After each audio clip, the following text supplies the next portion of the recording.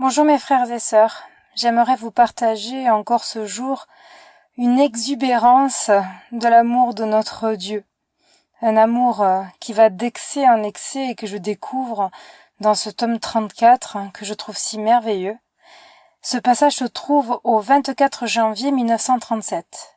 Étant un petit peu trop long, j'ai été obligée de le fractionner pour cette lecture et je vous donnerai mon petit commentaire à la fin, mais je vous invite sincèrement à le lire. Louise a dit « Je suis dans la puissance du Fiat suprême qui toujours veut me donner ce qui est à lui, afin de toujours me tenir occupée, et pour que nous ayons toujours quelque chose à faire ensemble à travers ma pauvre âme. Et s'il perçoit quelque vide qui ne soit pas sa volonté, avec une activité admirable et inimitable, il voit ce qui me manque de tous les actes qu'il a accomplis par amour pour les créatures, et tout heureux, il le scelle dans mon âme en me donnant une petite leçon. Déjà, un grand espoir, lorsque notre Seigneur trouve des vides, il nous donne une petite leçon et il cède la leçon dans notre âme. Merci mon Dieu. J'étais surprise, mon toujours aimable Jésus, visitant sa petite fille, me dit « Ma bonne fille, ne sois pas surprise. L'amour de mon vouloir est exubérant, mais avec la plus haute sagesse, car il veut faire pour celles qui vivent dans son vouloir, œuvre digne de lui, de petites répétitrices de sa vie, de son amour, et cacher en elles la sainteté et la multiplicité de ses œuvres.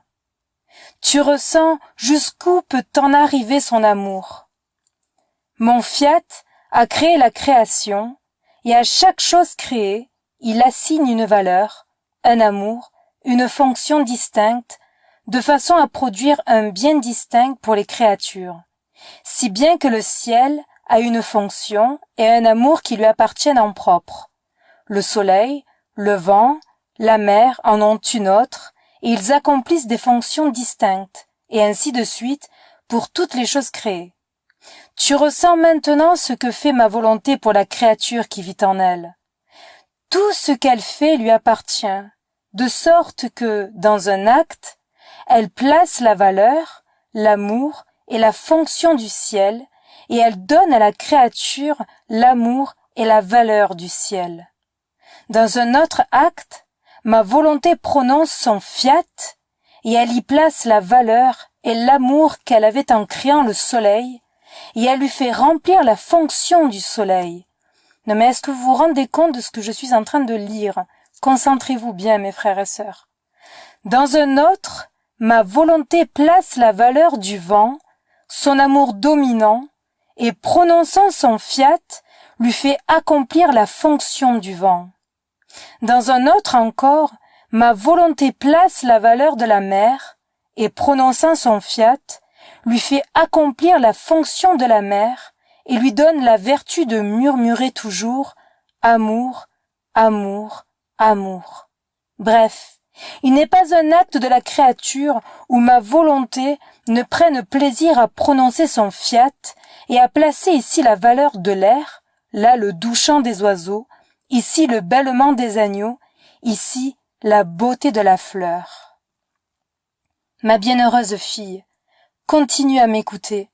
Laisse-moi épancher mon amour. Je ne peux plus le contenir. Je veux te dire jusqu'où il peut aller et tout ce qu'il peut faire pour celle qui vit dans mon fiat. Crois-tu que ma volonté ait été satisfaite?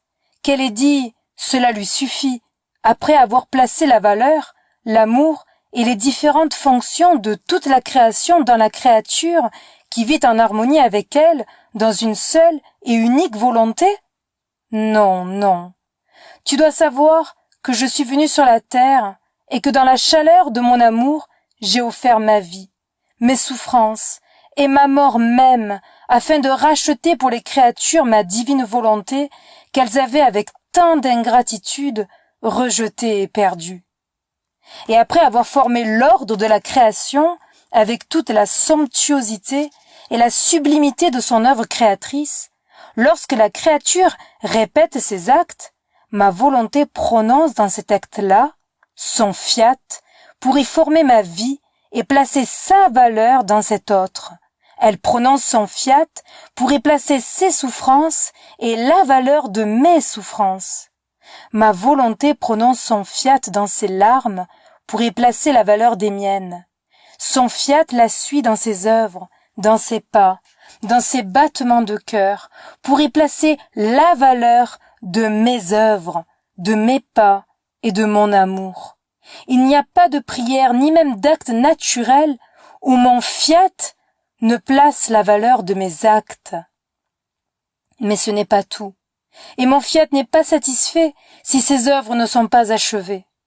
À la valeur de la création et de la rédemption qu'il a placée dans l'âme, il ajoute en elle, avec un amour incroyable, la patrie céleste, et fait résonner sa gloire, ses joies, les béatitudes éternelles comme sceau et confirmation de l'œuvre créatrice et rédemptrice qu'il a formée en elle.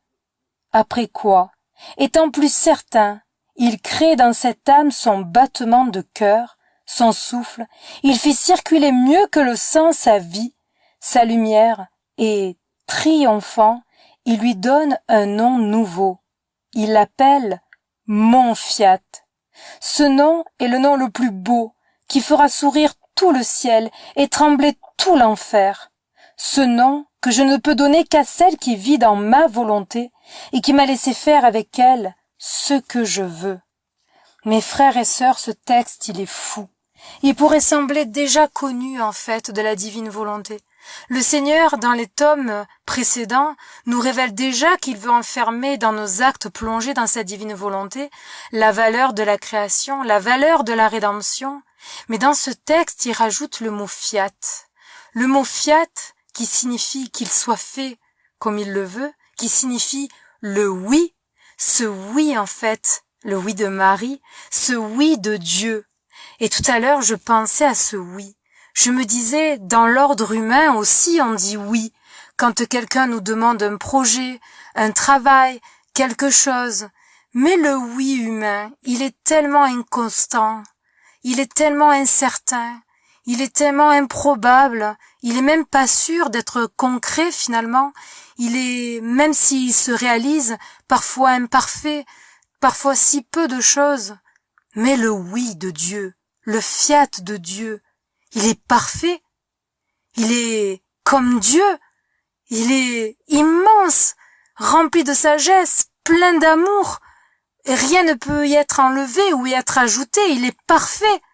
Et Dieu est en train de nous dire qu'il veut nous offrir autant de fiat qu'il a mis de fiat dans la création, qu'il a mis de fiat dans ses œuvres, dans sa rédemption, qu'il veut les placer dans notre âme. Vous vous rendez compte? Autant de fiat placés à l'intérieur de nous. Mais est-ce que vous vous rendez compte la puissance et la profondeur de ce texte? C'est pour ça que je vous invite encore et toujours grandement, mes frères et sœurs, à lire, à prendre connaissance des écrits du livre du ciel, à laisser le Seigneur vous transformer en lui, pour qu'un jour nous ayons ce nom nouveau, le Seigneur qui nous appelle mon fiat, sous-entendu ma perfection, parce que qu'est-ce qu'il y a de plus parfait que le fiat de Dieu, et c'est ainsi qu'il veut nous prononcer. Il n'y a rien à voir avec le oui humain, le qu'il soit fait à la version humaine, c'est le oui, le qu'il soit fait de Dieu dans sa perfection, et c'est ça que Dieu veut nous donner. C'est vrai qu'il nous aime d'une manière exubérante, il est fou notre Dieu, il est fou d'amour. Laissons-nous brûler, embraser, transformer, fusionner en lui. Bonne lecture mes frères et sœurs, soyez bénis.